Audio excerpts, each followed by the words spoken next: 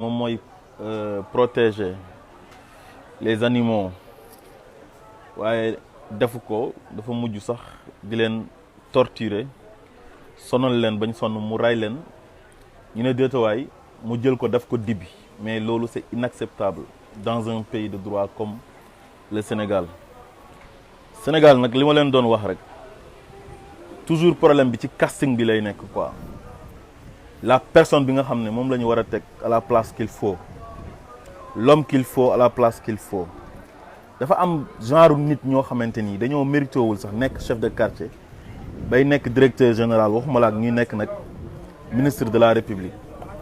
parce que un ministre de la République du caaxaan n'importe qui sama classe gi waruñoo nekk dara waaw sama classe gi quoi parce que dafa am ñoo xam ne dañoo mérité yenn responsabilités yi am ñoo xamante ni mérité wuñ loolu moom laa leen doon wax ci mode d'élection bi da nga koy gis ci casting bi ni ñuy tànnee ministre xam nga moo tax toujours des scandales gis nañ fi ay députés yoo xam ne c'est des trafiquants de faux billets gis nañ fi ay députés yu nekk assemblée nationale di saagante ndey gis nañ fi premier vice-président de l'assemblée nationale di saaga ay ndey di teg léegi nag benn ministre lañ jël def ko ministre de l'environnement un poste politique suñ ko doon jaarale ci yoon rek moom nee naa la du nekk sax chef de quartier bay nekk ministre de l'environnement parce que li gën a graaw mooy lu ñëpp bokk Sénégalais yëpp bokk ko ku nekk am ci wàllu nga jël ko def ko sa moomeelu bopp te loolu lañ gis ci nguuru Macky Sall gi ak ñi mu àndal kenn ku ci nekk rek yow da ngay jàpp ne li nga ne yow yaa ko moom wala yow yaa gën Sénégalais yi tu es au-dessus des Sénégalais te il se trompe dañuy nax nit ñi te lépp luñ def dara du leen ci fekk parce que ñoom ki leen di protéger mooy ki nga xam ne mooy président de la République bi nga xam ne moom la Sénégalais yi fal xam nga ñun xamuñ dara ci wàllu environnement mais dafa am yenn ministères yoo xamante ni il faut nga jox ko ki nga xam ne moom moo ci am expérience wala ki nga xamante ni passionné la ci mbir boobu noonu koo xam ne dafa am passion bi maanaam bëgg ko mu nekk environnementaliste wala mu nekk koo xamante ni c'est un eaux et forêt comme le colonel Guèye nga xamante ni colonel eaux et forêt la Ali Haïdar ñëpp xam nañ ko c'est un plongeur xam nga nekk koo xamante ni ci wàllu écologie ci lay yëngatu loolu rek la xam te pourtant ci premier gouvernement Macky Sall bi ñu ko falee en 2012 Ali Haïdar fii le premier ministre de l'environnement sous Macky Sall mais dañoo xam ne dañoo toog ba mu neex ko dafa toog ba mu neex ko mu dàq Ali Haïdar te Ali Haïdar defut benn erreur wala benn faute bu tax mu koy dàq mais ñoom toujours dafa am poste yoo xamante ni il faut ñu koy jox ñi nga xam ne ñoom ñooy seen ay militants des postes politiques te am na yenn ministères yoo xam ne dafa laajul ay politique mais mën nga gis benn sénégalais boo xamante ni comme le docteur Cheikh Gueye bi nga xam ne moom mooy maire Thiaroye ju Kaw si je ne me trompe pas foog naa docteur Cheikh Gueye la tudd mais kooku c'est un environnementaliste kooku war nga ko mën a oo tey consulter ko même bu ngeen bokkul parti bu ngeen bokkul gis-gis ci politique nga xam ne kii am na mérite am na capacité am na compétence pour nekk ministre de l'environnement mais nga jox ko mais Abdou Karim Sall bi nga xamante ni dafa nekkoon directeur Sonatel directeur d'agence Sonatel bu Rufisque parce que c'est un membre de l'APR parce que gagné na commune am ci élection locale yi 2014 yi parce que gagné na commune am ci élection présidentielle yi ñu génn muy 2019 léegi nag nga ne da nga koy récompenser loo koy récompenser mooy ministère de l'environnement mais loolu warul nekk poste politique da nga koy jox ki nga xamante ni moom moo ko mérité parce que Sénégal ñun suñu Sénégal la ñun ñëpp ko bokk ñun ñëpp ko moom képp ku am compétence yi benn wàll bul xool kii ñoo bokk parti wala ñoo bokk coalition bul xool loolu xool l'intérêt du Sénégal moo tax toujours mën na leen problème mu casting la ñuy am te ñoom lépp dañ koy politiser Macky Sall ak ñoom àndal te ñeneen ñi luñ def danañ leen sanctionner yóbbu leen tribunal wala ñu dàq leen mais ñi bokk ci moom lépp luñ manti def dara du leen ci fekk vraie impunité ngay gis Sénégal te loolu c'est catastrophique te depuis 2012 ba léegi loolu la ñuy dund bi ñu fi tegee Macky Sall ba léegi Alioune Sall def na fi lu ne weng flagrant délit mu leer naññ waa BBC ñëw def ci reportage mujjul fenn. Mamour Diallo jiñ nañ ko fi 94 milliards te Ousmane Sonko dofut bay yeewu un bon jour rek xëy ne Mamour Diallo a volé non 94 milliards moo ko Tahirou Sarr Ousmane Sonko doful bay sacrifier boppam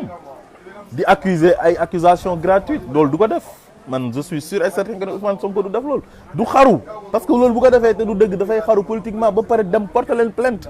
ba pare défier gars yi ne leen dem leen porter ma plainte mais loolu mujjul fenn. Mame Mbaye Niang tudd nañ ko ci affaire Prodac 32 milliards fan la mujjul fenn daf ko jël yóbbu ko palais mu nekk chef de cabinet teg ko ci wetam ak yeneen scandale yoo xamante ni dégg nañ ko chaque jour ñu dégg ay scandale léegi nag un ministre de l'environnement bi nga xamante ni moom moo war a protéger environnement bi war a protéger les animaux yi nga xam ne Sénégal ñoo ko moom te mu baax lool ci suñ dund defu ko mu dem jëli li nga xam ne sénégalais yëpp ñoo ko moom muy ay kéwél oryx ñu leen di tuddee les gazelles oryx te ñoom fu ñu war a mën a dundee ci li environnementaliste yi wax mooy Ranérou côté Matam ak yooyu noonu nga xam ne foofu mooy seen zone bi nga xam ne fa la ñu war a mën a nekk fa la ñu war a dundee yow nga bew yëg sa bopp jël li nga xam ne sénégalais yëpp ñoo ko moom parce que yow yaay ministre de l'environnement nga jël ci 6 na da nga koy yóbbu yow ci sa range boo xamante ni privé la c'est privé et puis moom fan la jëlee xaalis bu muy amee ay range dañ waxante dëgg parce que un ministre de la république boo xamante ni 2 millions lay fayeeku par weer kooku am na yenn am yoo xam ne bu ko amee dañ ko war a càmbar mu leeral ko ñu oo ko suñu amoon nag justice bu baax ak créé bi nga xamante ni Macky Sall créé na ko bu doon dëgg la su fekkoon créé ko pour règlement de compte ku noonu ñu bëri ñu bokk ci moom dinañ leen parce que am na ñoo xam ne ils se sont enrichis illicitement depuis l'élection de Macky Sall en 2012 ñu ngi am benn train de vie boo xamante ni ñëpp xam nañ ne ñoom seen salaire mayu leen ko mais Abdou Karim Sall domaine privé am boobu noonu mu jël gazelle yi yóbbu fa mais fan la jëlee loolu koo xamante ni yow chef d'agence nga woon bu Sonatel Rufisque Tëngéej bi nga nekkee ministre yàggul léegi nga jékki-jékki rek biñ la defee ministre de l'environnement yàggul nga am fi alal ju ne gàññ mais fan nga ko jëlee dafa war a leer mu dem nag ba bew jàpp ko muy jël li nga xam ne sénégalais yi ñoo ko moom di ay suñu ay kéwél mu jël ko ne da koy yóbbu ci domaine privé am déetawaay affaire yi di waaj a dee ndax coono bu ñu daj mu jël ko dibi ko ci lu gars yi wax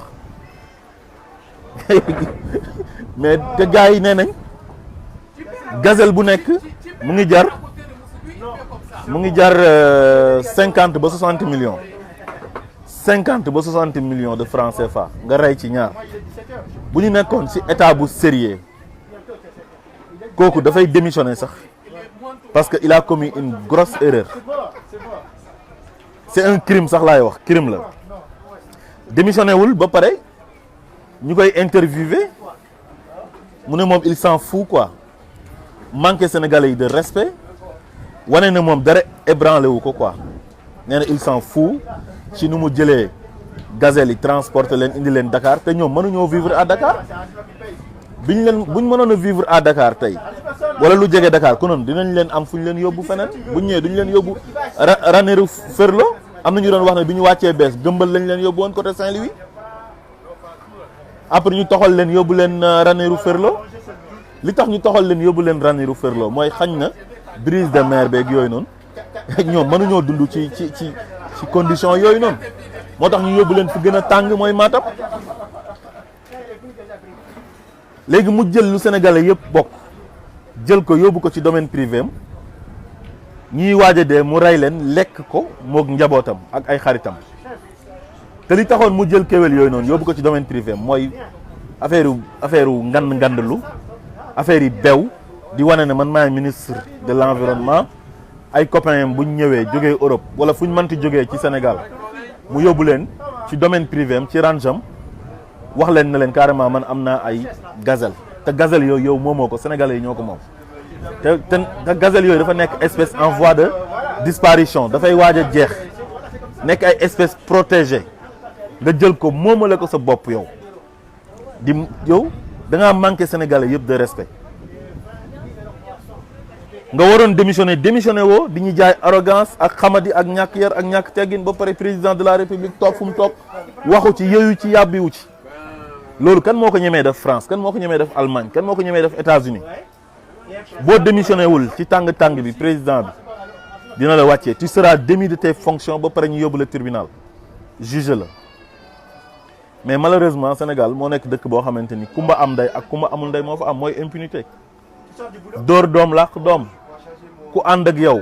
lu ko neex def te dara du ko ci fekk waaye ñun suñ classe gi tey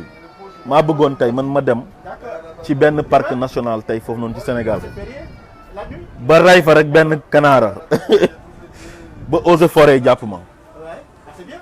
ci kaso bi laa koy waxee ji mais ñii dem ay Kédougou di jaar ci parc national bi bu kii ñokoloko ba mooy camion hydrocarbures yi ak ñeneen ñuy voyage yóbbu ay marchandises wala ngay dem di tukki noonu rek mais boo ñëwee ba ci poste eaux et forêt bi gars yi dañ lay arrêté di contrôler la xool sa pneu yi ndax dëggoo benn rab ray ko wala déet su boobaa dañ lay amende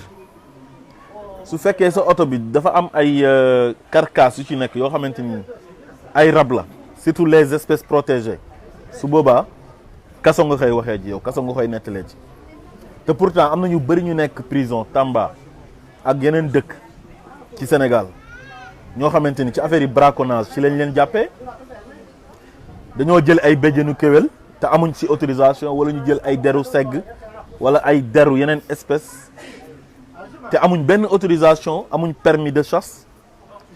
mais jàpp nañ leen tëj leen kaso ba pare amande leen mais ki nga xam ne moom moo waroon a protéger espèces yooyu war a joxe le bon exemple muy le ministre moom moo jalgati yoon ba pare ñu toog di ko seetaan mais loolu c'est très grave c'est très dangereux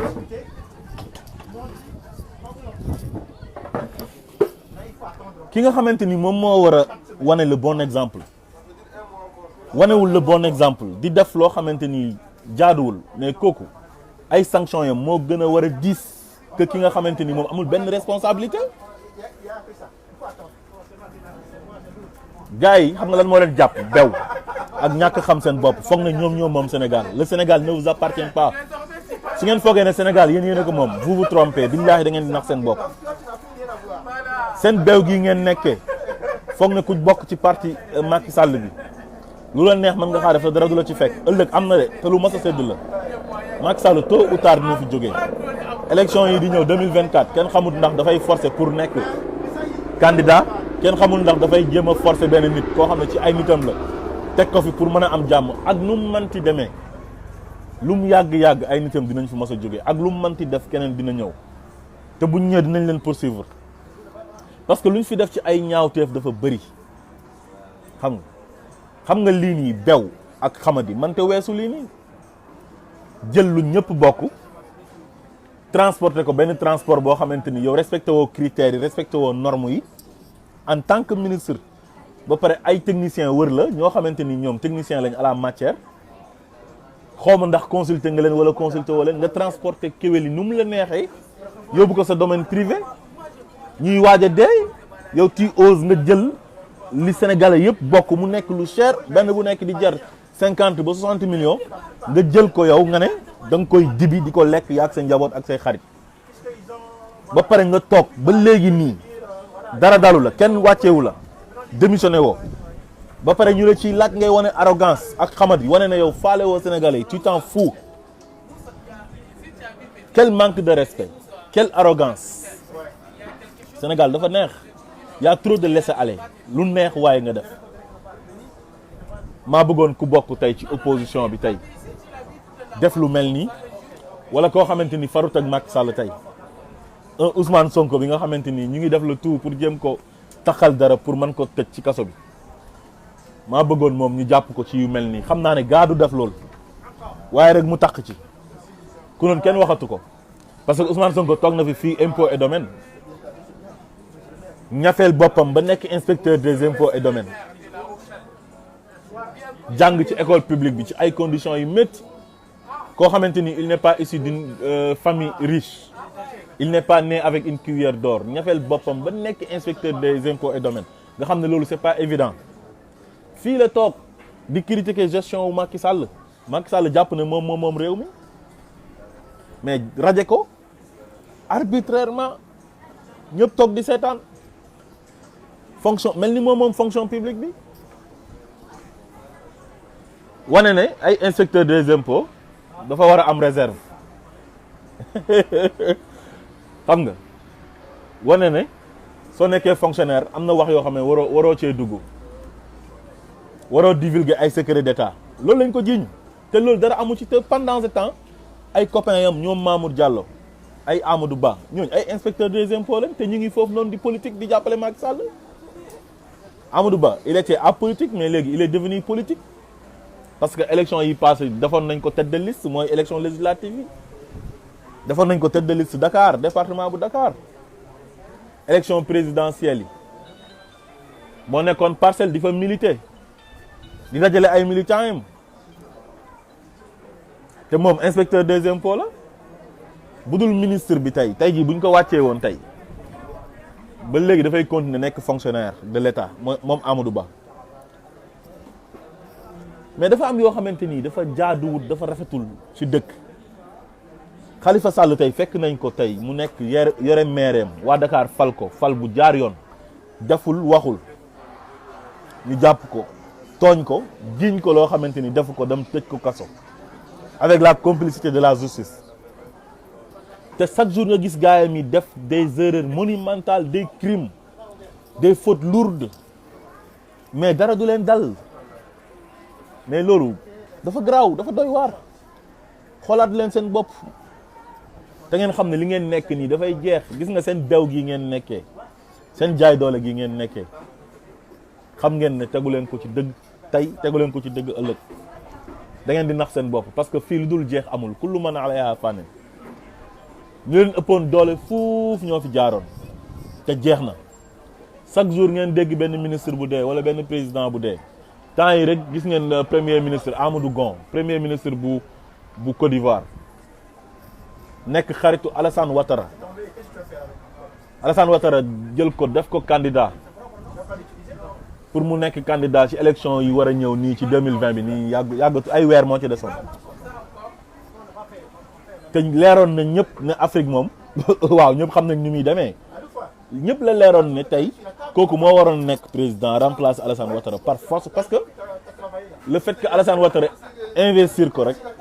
ci bopp parti pour mu war a nekk candidat à l'élection présidentielle mooy ne élection yi dañ koy dem gagner ko par force ñëpp xamoon nañ ne tey bu élection yi amoon fekkoon mu ngi dund su demee day gagner par force te kenn du ci mën dara ñëpp a ko xamoon mais fan la mujjee dafa dee moo tax yéen da ngeen war di xalaat dee chaque jour xalaat bàmmeel alalu sénégalais yi ngeen jàpp di ko lekk ëllëg billaahi wallahi watallaahi di ngeen ko layoo te bàmmeel dafa lëndëm lool te lu jar a bàyyi xel la gis ngeen alal yi ngeen di jël nii di xëccoo ay suuf ah comme ay ñoom Babacar Ngom di nangu ay suufu jàmbur ñii di sàcc xaalis sénégalais yi di ci defar ay range billaahi ëllëg di ngeen ko layoo te bu ngeen di dee lii da ngeen ko fi bàyyi lan moo ko fi jar kon xoolal Babacar Ngom nekk koo xamante ni sénégalais yëpp ko respecté woon mu ñafe àddunaam ba toll fi mu toll tey mu jékki-jékki bew jàpp ko mu xaritoog président de la république fan la mujjee dem fekk ay baykat yu am yoo xam dañoo néew doole mu waroon leen dimbale ñëw nangu seen suuf jaay leen doole ba léegi nawet bi fu mu nekk nii mu ngi dem heure bi waroon na fekk foog naa li ñu semé woon li ñu ji woon muy sax ba ñuy bay mais mënuñ ko def parce que Babacar Ngom dafa jël ay vigile teg leen foofu noonu jox leen ay fetal ñii tiital waa àll bi di tiital baykat yi ñoo xamante ni seen suuf ñoom ñoo ko moom seen ay suufu maam la nga ñëw di leen jaay doole dem nag lëkkaloog le président de la république mu defal le titre foncier boobu tey nga am ko ci suufu jàmbur nga xam ne bés boo demee ba dee sax yow sa ay doom après ñoom ñoo ñëw donn suufu jàmbur Babacar Ngom génn weer boppam wane na doomam Anta Ngom da doon jàppale Macky Sall ci élection 2012 yi loolu mooy man Babacar Ngom maa doon jàppale Macky Sall rek loolu la rek Babacar Ngom moo doon jàppale Macky Sall parce que ñoom milliardaires ñoom ñu ci bëri noonu la ñuy def dañuy génnee xaalis jàppale benn candidat bu faloo mu récompenser leen fay leen maanaam day jël suuf jox la ko defal la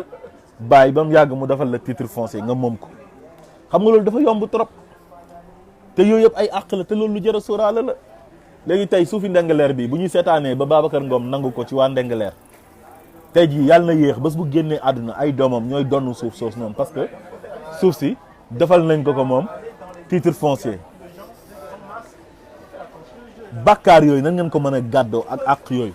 ba pare muy génn di wax au lieu que mu wax ci li nga xamante ni moom mooy alikala ji li xew nekk fa di tagg boppam di wax ay parcours am jaar-jaaram loolu ñun ça nous intéresse pas sa jaar-jaar monsieur Babacar Ngom xam nga lan moo ñu intéressé mooy suufu jàmbur bi nga jël na nga ko delloo bàyyil tooñ baaxul bàyyil jaay doole baaxul yàlla rek moo am doole yàlla rek moo am doole parce que loo fi am doole loo puissant ci àdduna foog ne yow yaa ëpp doole ci àdduna bi lu mu yàgg di nga dee wax naa leen sànq ne leen ñu jàppoon ne ñoo fi ëppoon doole ba ci temps yi yonent yi ki nga xam ne moom mooy Firawna nga xam ne moo dajee woon ak Moussa ah nga ñëw ba ci jamono ji nga xamante ni yàggul dara ay Hitler rek ñeneen ak ñeneen mais fan lañ mujjee dee nañ est-ce que amati nañ doole léegi am na ay présidents yu fi nekkoon nekk ay dictateurs yu mag a mag fan lañ mujjee deewuñ kon dee leen xalaat dee te xam ne doole bi kenn rek moo ko yore mooy yàlla subhanahu wa ta'ala waaye jàpp ay baykat yoo xam ne dañoo néew doole nga war a ñëw dimbale leen defoo ko nga ñëw di leen jaay doole ba pare def sa conférence de presse dem tànn sa ay journalistes ñëw di la poser question yu la neex ba pare mu naan am na ay étrangers yoo xamante ni jox nañ leen ay suuf te sénégalais yi kaasuñ ko kon moom buñ ko joxee suuf lan moo tax sénégalais yi di ko kaas mais yow da nga war a joxe le bon exemple waroo wax ne étranger yi ñu ngi leen di defal lii man tamit dama ko war a def étranger yi suñu leen di defal loolu état bu bon lañ am président bu bon moom lañ am moo tax ñuy privilégié ñi nga xam ne ay étranger lañ ñëw di am loo xamante ni tey ñi nekk Sénégal mënuñ kaa am mais da nga waroon a bokk yow ci ñuy xeex loolu wane le bon exemple parce que Sénégal nga juddoo fa nga yaroo fa nga ñafee ba am li nga am nekk milliardaire bi Sénégal ñëpp reconnaître rañ na da ngaa liggéey da nga ñafe sa àdduna monsieur Babacar Ngom mais nag am na yoo xamante ni lu baax li nga defoon yëpp daf koy yàq mooy affaire yi Ndingler bii nii ñi koy défendre naan dafay créer ay emplois mais loolu on n'en disconvient pas il crée des emplois mais est-ce que emploi yi daf koy créer gratuitement mais ku génnee sa xaalis di ñafe di investir employé ay nit mais ñooñu lu ñu lay liggéeyal nga leen koy fay mais loolu seen ñàkk la dañ lay liggéeyal di la liggéeyal xaalis ngay am bénéfice ba pare nga leen di fay ay salaires yu misérable loolu gis nañ ko fi Sénégal xam nañ ne salaire yi baaxul gars yi dañuy exploiter nit ñi rek boo jëlee nit di ko fay 100 000 francs par weer mu ngi lay liggéeyal 200 000 par jour xam nañ ni mu demee dañ waxante dëgg kon bu leen nekk nag di jéem a nax nit ñi wala di jéem a distraire nit ñi ñun ay nandite lañ xam nañ ni mu demee fii ku fi génnee sa xaalis investir da ngaa bëgg a bénéfice investiroo pour dimbale sénégalais yi rek parce que xaalis boo ko defoon ci banque ba mën naa am boo si investir ni muy gaawee du ko gaawee noonu soo ko defee ci banque bi soo nekkee actionnaire foofu ci banque bi Babacar Ngom tey ay milliards am nekkul loo xam dafa xëy rek am ko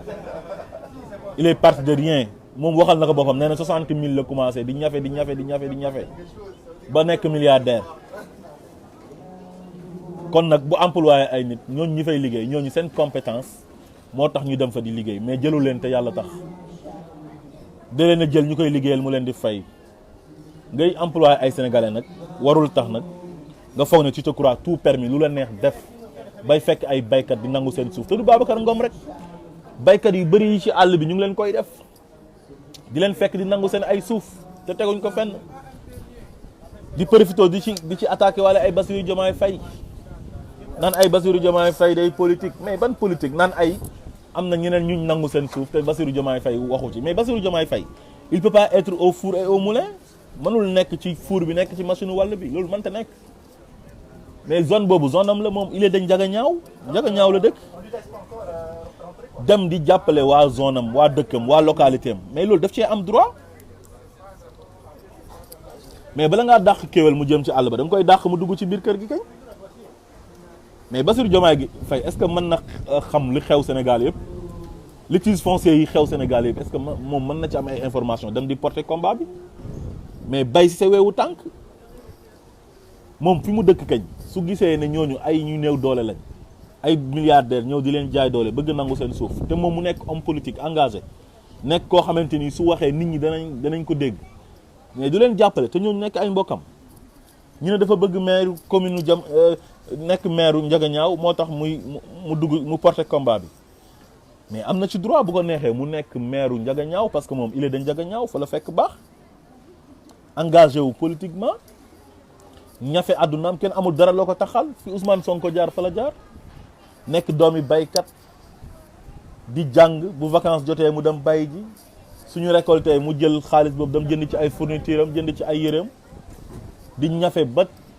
dem université ci ay conditions yi métti ñëpp xam nañ ne amul papa ju am xaalis ju koy fayal ci ay école privée mu fay jàngee wala ay écoles yu cher wala ay universités yu cher en France wala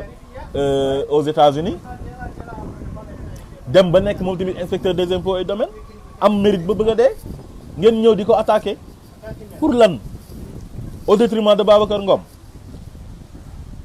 mais Sénégal nañ bàyyi naa fex tey waxante dëgg am na yoo xamante nii dafa ñaaw rafetul gis nga dëgg moom la yàlla bëgg suñuy ànd dañuy ànd ci ragal yàlla ak ànd ci dëgg c'est très important c'est très important wa taawanu ala al birri wa taqwa wala taawanu ala al ismi wal udwan bu ñu nekkee ci dëkk di xeex ñu gën a néew doole ñu leen di gën a néewal doole dañ leen a war a jàppale mais waruñoo seetaan ñi nga xamante ni ay borom doole lañ ñëw fekk ñi nga xam ne dañoo néew doole ñuy jàppale ñu am doole di gën a néewal doole ñu amul doole te village yi nekk Sénégal yu bëri amul dara lu dul seen ay terre rek lañ am na ñuy wax naan ay dañuy bay 3 mois te ay ileer la ñuy bay yooyu mais ñoom ci loolu lañ toll loolu lañ am ñan dañoo am ay moyens yu ñu amee ay tracteurs mais état moom moo war a def politique boobu noonu politique agricole bu baax une bonne politique agricole boo xamante ni dañuy doter ñu bëri ay tracteurs xam nga ñuy mën a bay comme ñu koy réew yu développé di defee am ndox am courant ci village yëpp état bi bu defoon politique boobu noonu tey bay 3 mois di xaar yàlla ji taw konoon dina xewi konoon am na xale yu bëri tey yu nekk Europe tey sonn ba bëgg a dee ak ñu dugg ay gaal ak yooyu di dee ci biir géej gi konoon xëñ na sax ñoom dinañ toog Sénégal ñu employé leen ñu nekk ci tool yi di bay di am seen ay salaires yu baax toog seen dëkk dara dàqul lu dul toog sa dëkk di fa teddee dara gënu ko neex suñu waxantee dëgg kon Babacar Ngom monsieur Babacar Ngom dellul ginnaaw nga delloo waa Ndingler seen ay terre parce que yenn yi moom mooy ne da ngay fekk néew bu tëdd nga koy dompot te ku saraxul gumba da nga koy bàyyi ak yalwaanam saraxoo gumba ba pare ñëw nar a jël yalwaanam ba pare ay nit ñëw di la jàppale parce que yow yaay Babacar Ngom yow milliardaire nga mais pour lan fii amul milliardaire amul pauvre Sénégal ñëpp a bokk yem te ñëpp a tolloo ci yàlla inna akramakum inda allahi atqaakum fii ku gën a ragal yàlla rek yow yaa fi gën voilà kenn gënu fi kenn ñun amuñ faiblesse su kenn du Macky Sall du Babacar Ngom du kenn ku nekk ci yoon dañuy tranché ne la yow yaa nekk ci yoon soit nga néew doole wala nga am doole Babacar Ngom tey bu nekkoon ci dëgg dañ naan ko yaa nekk ci dëgg mais nekkul ci dëgg tey nekkul ci dëgg ëllëg te dina am yeneen yoo xamante ni dina feeñ parce que boo demee Saloum am na fa boo demee Casamance am na fa boo demee dans le Waalo am na fa ñu ngi jël baykat yi di nangu seen ay terre di leen jaay doole séddoo nañ Sénégal yëpp séddoo suuf si séddoo xaalisu Sénégal yi sàcc ko léegi nag xeeb nañ sax suuf léegi waaye rab yi sax dañuy dem léegi di ko séddoo quoi di sàcc ay rab ma ñëwaat ci ministre Abdou Karim Sall li mu def c'est du vol sàcc la ak braconnage la def dañ ko war a dàq yóbbu ko tribunal atte ko ba pare mu fay xaalisu kéwél parce que kéwél dafa cher mais les gazelles sont chères ba pare nekk ay espèces protégées des espèces en voie de disparition kon kooku crime la commettre boole ko ak benn arrogance benn bew réew xamadi foog ne moo gën sénégalais di wax ak sénégalais yi naan man dara mënuma ébranler buñ nekkoon ci état bu sérieux xam nga ne kooku du fanaan tey ci nguur gi